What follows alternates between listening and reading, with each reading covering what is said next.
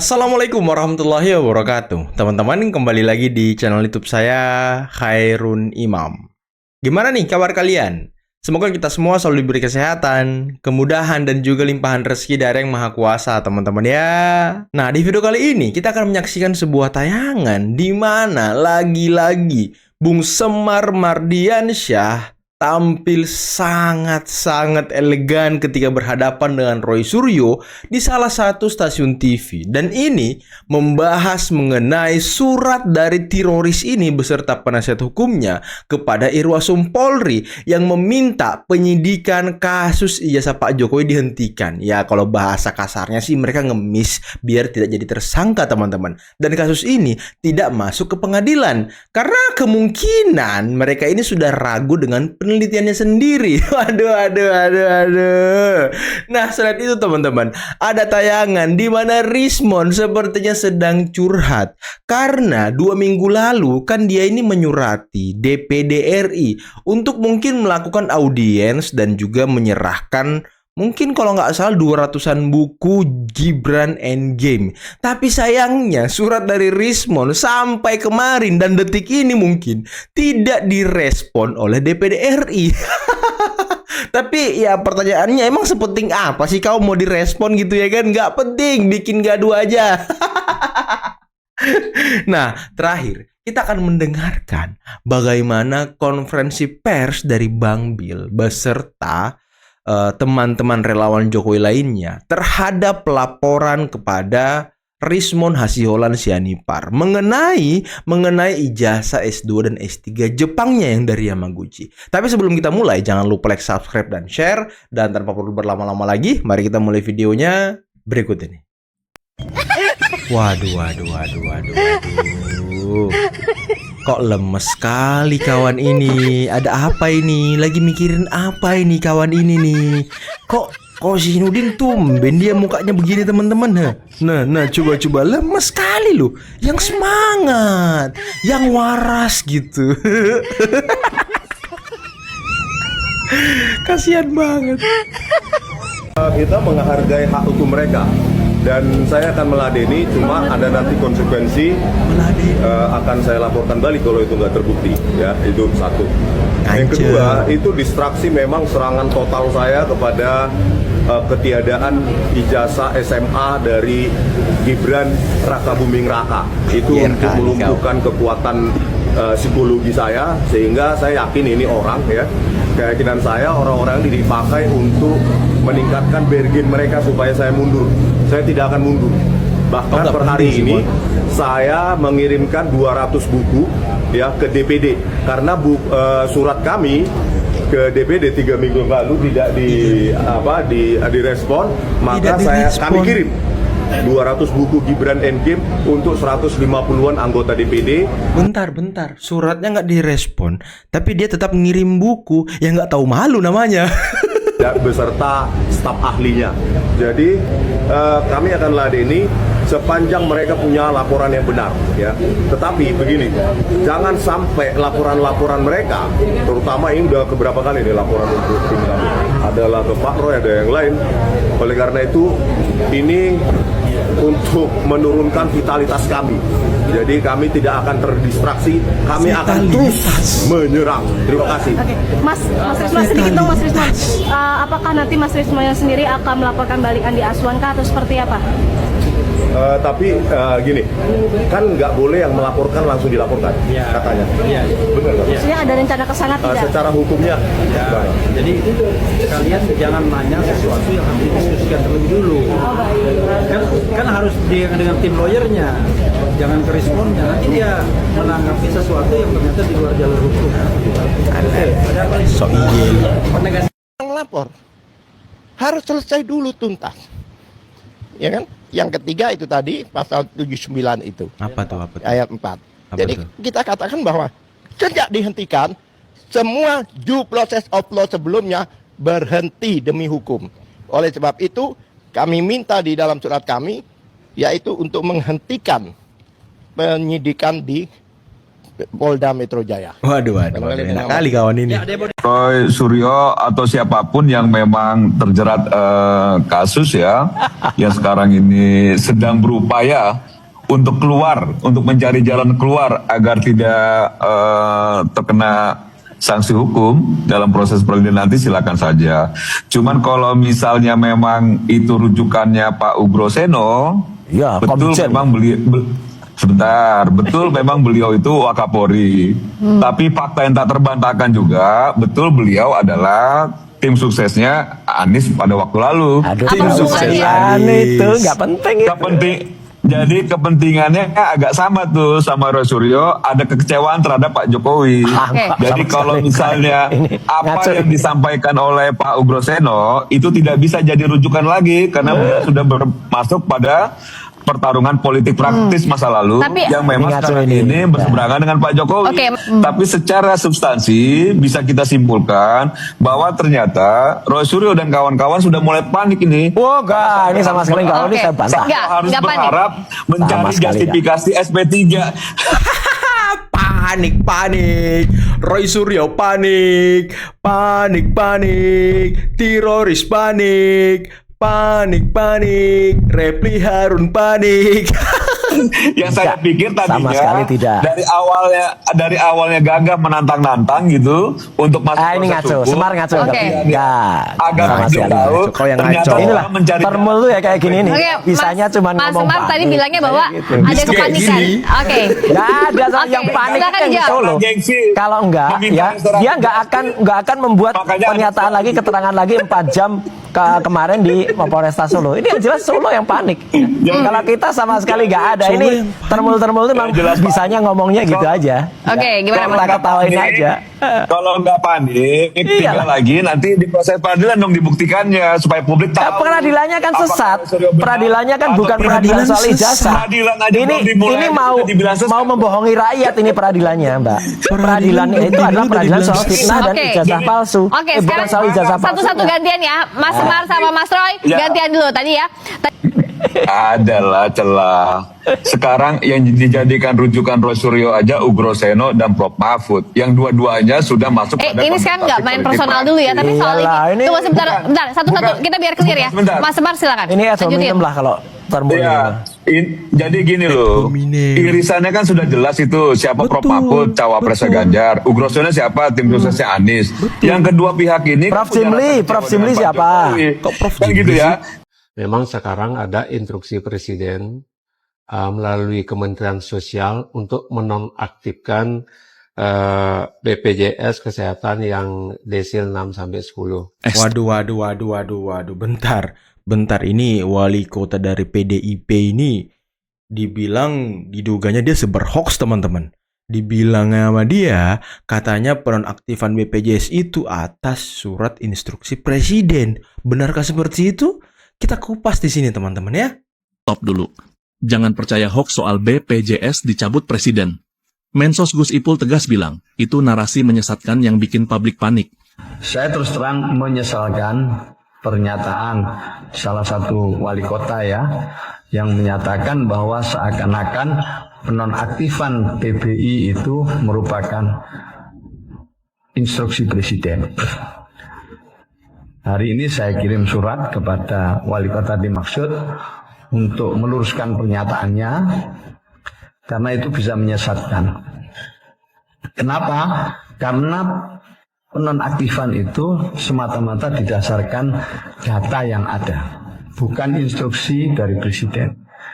Instruksi presiden nomor 4 tahun 2025 itu adalah tentang data tunggal, di mana kementerian, lembaga, pemerintah daerah tidak boleh lagi memiliki data sendiri-sendiri.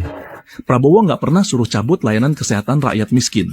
Yang terjadi itu cuman pemutakhiran data DTSN biar bantuan PBI tepat sasaran. Kalau masih benar-benar nggak mampu, bisa diajukan lagi. Jadi jangan termakan hoax. Saya melaporkan secara resmi kepada Saudara Rismon Jolan Sianipar, yaitu sebagai orang yang menurut hemat saya, dia diduga menggunakan identitas, dalam hal ini ijazah yang kami duga palsu. Dan ini berangkat dari analisa penelusuran saya secara pribadi dan juga beberapa kawan yang menilai bahwa saudara RHS ini sudah menggunakan sertifikat atau ijazah yang kami duga sekali lagi itu palsu. Dan saya memang sudah memantau sejak tahun lalu, namun baru saat ini bisa kita laporkan mengingat yang dilakukan oleh terlapor sudah begitu masif ketika kemudian tampil di ruang publik. Jadi kami menganggap bahwa ketika beliau juga koar-koar soal ada orang yang memiliki ijazah palsu, ketika beliau dengan percaya diri mengatakan bahwa ada orang yang tidak benar melakukan penyetaraan ijazah dari luar negeri, ternyata kita juga hari ini dikagetkan atau semacam kami merasa tertipu bahwa orang ini justru adalah pelaku yang kami duga memalsukan ijazah dan sekaligus tidak pernah melakukan penyetaraan ijazah luar negerinya. Karena beliau mengaku sebagai lulusan luar negeri Yamaguchi, Jepang. Sekali lagi teman-teman, tentunya Bapak Ibu sudah tahu bahwa yang bersangkutan sudah cukup lama kami mempertanyakan dan kami menganalisa bahkan mengumumkan ke ruang publik bahwa yang bersangkutan diduga memiliki ijazah palsu yang ijazah ini digunakan untuk membuat pembenaran-pembenaran tidak hanya di ruang publik tapi pembenaran di meja hijau. Pembenaran di persidangan yang notabene-nya harus... Wimania Andi Azwan dan Gerakan Nusantara Raya melaporkan penggugat ijazah Presiden Jokowi Rismon Sianipar ke Polda Metro Jaya. Laporan terkait dugaan Rismon menggunakan ijazah S2 dan S3 kencing dia nih, laporin mulu ya kan. Para pelapor menyerahkan sejumlah bukti elektronik dan keterangan dari universitas terkait, yakni Yamaguchi University Jepang. Rismon dilaporkan atas beberapa pasal seperti dugaan pemalsuan surat dan dokumen berdasarkan KUHP baru dan dugaan penggunaan ijazah palsu berdasarkan Undang-Undang Sistem Pendidikan Nasional. Polisi terkait dengan dugaan penggunaan ijazah yang diduga palsu. Nah, 4 pasal ini dan rata-rata pasal ini di atas 5 tahun. Jadi, apabila naik penyidikan dan penetapan tersangka, sudah layak untuk dilakukan penahanan. Video, atas 5 tahun. Video, flash disk, di atas 5 kemudian, tahun loh. Screenshot banyak kita sudah lampirkan. Konfirmasi ke Ya pasti sudah ada. Sudah ada lah. Sudah ada konfirmasi itu sudah ada, makanya kita berani laporkan. Waduh, siapa lo yang edit ini kan? Waduh. Masalahnya teman-teman ya, kasus ijazah Pak Jokowi ini yang sekarang di Polda Metro, itu ancaman hukumannya 12 tahun maksimal. Dan laporan terbaru dari Bang Bil, Andi Azwan, Lecumanan, dan kawan-kawan yang lain, Mas Agri juga tadi ada, Mas Yahya juga tadi ada, itu di atas 5 tahun juga ancamannya. Waduh. Jadi 12 tambah 5, ya kita anggap aja 5 tahun ya kan, nggak usah lebih-lebih, anggap aja 5 tahun. 12 tambah 5 itu sudah 17 teman-teman, 17 tahun loh ancaman hukumannya. Belum denda-dendanya. Waduh. Aduh.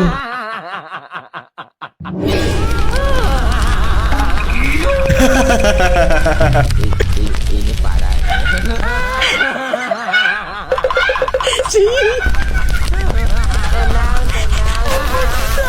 Nyungsep ya kan. Sampai akhirnya beasiswanya habis. Ya. Tapi kalau beasiswanya habis, orangnya nggak selesai, kalau di Jepang tuh prinsipnya adalah, ya Anda harus bayar. Iya. Anda gagal nih, Anda harus bayar. Ganti rugi. Ganti rugi. Iya. Ya. Dan itu kalau nggak salah, saya lupa apakah ini disampaikan oleh Farhad Abbas di acara tersebut, atau saya dengar kemudian ya, angkanya mencapai ratusan juta rupiah. Nah, Rismon ini pintar tapi. Gimana caranya nih supaya saya nggak bayar kan, dan tidak dituntut secara hukum kan. Makanya dia buat sertifikat bahwa dia sudah meninggal. itu out of the box itu. Itu kan out of the box. Out of the box. Luar biasa. Pintar sekali iya. dia. Karena dia berpikir ya orang Jepang kan, kirimin aja surat minta maaf, orang ini sudah meninggal. Dan ternyata Yamaguchi atau pemerintah Jepang, oh iya. Dulu percaya kelihatannya. Percaya. Roy Suryo itu sebenarnya cuma dimanfaatkan oleh Ozinuddin untuk Dimanfaatkan. menumpahkan sakit hatinya untuk menyerang Pak Jokowi. Akhirnya dia menjadi pembela Roy Suryo. Ya, kita seperti melihat ada perang saudara gitu kan. Makanya para pendukung Pak Jokowi itu sekarang ini ya bisa dikatakan sedang menonton pertarungan yang menarik. Katakan pembenci, ya bisa juga Rismond dan kawan-kawan ini adalah orang-orang yang memang ingin mendapatkan atau dikenal di negara ini dengan cara yang instan. Damai Hairul Lubis sudah di luar dari kelompok Roy Suryo dan kawan-kawan. Selain sudah berbeda pandangannya, juga sudah berbeda pola perjuangan. Pak Jokowi melihat ini ada kesempatan untuk membuat kekuatan Roy Suryo dan kawan-kawan akhirnya melemah. Ada kabar Pak Jokowi akan jadi wakil presiden.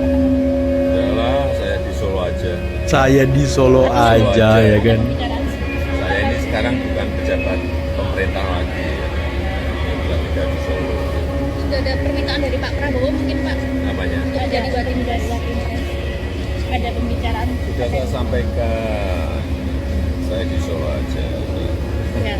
Berarti sudah ada obrolan ya Pak? Sudah ada obrolan tapi ditolak gitu. Dengan Pak Prabowo terkait. Ibunya di situ. Monggo. Oke teman-teman, itulah tadi beberapa video yang bisa kita simak, yang bisa kita saksikan pada kesempatan kali ini. Dan gimana menurut kalian? Gimana menurut kalian tekanan psikologi yang dihadapi oleh teroris sekarang? Apalagi Rismond Hasiholan Sianipar yang kembali dilaporkan oleh Bang Bil dan juga kawan-kawan yang lain. Dan ini laporannya tidak main-main loh, pemalsuan dokumen kalau nggak salah ya kan, kesaksian palsu, merugikan negara. Ini banyak sekali teman-teman. Karena kan Rismond ini mantan dosen di Unram dan konon kabarnya dia mendapatkan sertifikasi dosen. Dan ini kan uang negara semua teman-teman, dari APBN. Dan kalau dia menjadi dosen menggunakan diduga ijazah palsunya itu, nah ini kan sudah menipu negara, sudah merugikan negara. Apalagi ketika dia menjadi saksi ahli di berbagai persidangan, seperti yang dijelaskan oleh Bang Bil tadi di meja hijau. Ketika kasus Vina Cirebon, kasus Jessica Wongso, dia kan didapuk sebagai ahli. Dan kalau benar dia ini sebagai ahli dengan menggunakan ijazah S2, S3 Jepangnya, ini juga sebuah kesaksian palsu dan termasuk penipuan kali ya. Ini kan bahaya teman-teman. Jangan sampai ada orang-orang seperti ini lagi di bangsa kita. Apalagi tadi dijelaskan oleh Bang Ade Armando bahwa ya Rismond ini pintar, biar dia tidak mengembalikan uang dari Yamaguchi Jepang, ya dia ini teman-teman memalsukan kematiannya ataupun membuat surat kematian kemudian dikirim ke Yamaguchi biar dia tidak ganti rugi. Ya ini bukan pinter sih, tapi lebih ke licik aja gitu ya kan. Dan tadi seru banget ya, debat panas yang terjadi antara Bung Semar Mardiansyah dengan Roy Suryo. Aduh, apalagi ketika Bung Semar mengatakan Roy Suryo sudah panik. Ya, saya pikir kalau mereka ini tidak panik, ngapain ke Mahkamah Konstitusi, ngapain mengajukan surat penghentian penyidikan, ngapain ke lembaga-lembaga negara lain untuk mungkin minta suaka gitu ya kan, ngapain menyurat DPD RI tapi suratnya tidak direspon. Kasihan si Rismond, menyurat ke DPD tapi nggak direspon. Aduh, emang lu siapa gitu? Emang lu mau apa? Lu itu ya sudah dipandang orang sebagai mungkin ya dipandang sebagai orang yang bikin gaduh bangsa ini. Jadi ya nggak bisa dikasih panggung. Anda ini sudah dikasih panggung beberapa kali oleh anggota-anggota DPD RI, diterima, didengarkan ocehannya, didengarkan curhatannya. Tapi ya lagi-lagi mereka melakukan hal yang sama teman-teman. Dan kalau memang orang-orang ini yakin dan percaya dengan penelitiannya sendiri, yakin dan percaya bahwa mereka ini benar, ya kenapa nggak tunggu pengadilan aja gitu, buktikan semuanya di pengadilan. Jangan nggak mau ke pengadilan, karena roman-romannya ini mereka nggak mau ke pengadilan teman-teman. Mereka mau menghindari pengadilan biar mungkin penelitiannya tidak terbongkar kalau itu penelitian abal-abal gitu ya kan. Aduh, kasihan sekali. Oke lah teman-teman, mungkin cukup sekian dulu video kali ini. Jangan lupa like, subscribe, dan share videonya. Akhir kata, billahi taufiq wal hidayah. Assalamualaikum warahmatullahi wabarakatuh. Bye-bye.